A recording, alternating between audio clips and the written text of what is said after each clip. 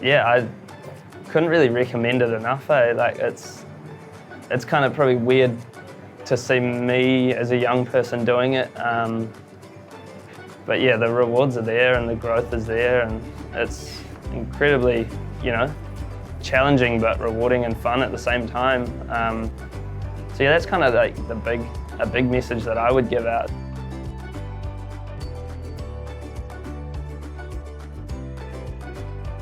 My name's Hamish Garrick. So I'm 22.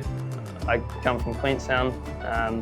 Spent most of my life competitive ski racing. Like I said, been around night and days my whole life and understood it, and then started working in them and managing, and then this kind of opportunity came up. So this is what I'm going for now, and this is me.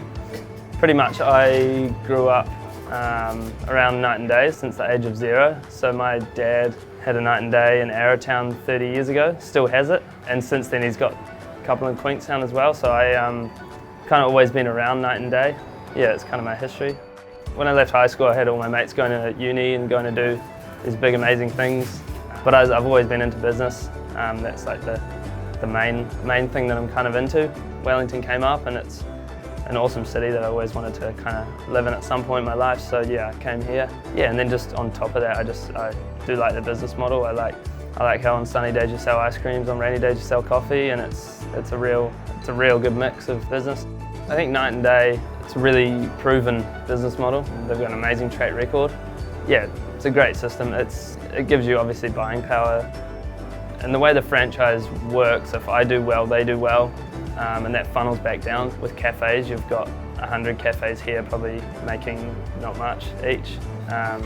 You might have 20 convenience stores all doing it right. Yeah, I think there's huge rewards there if you work hard and get it going.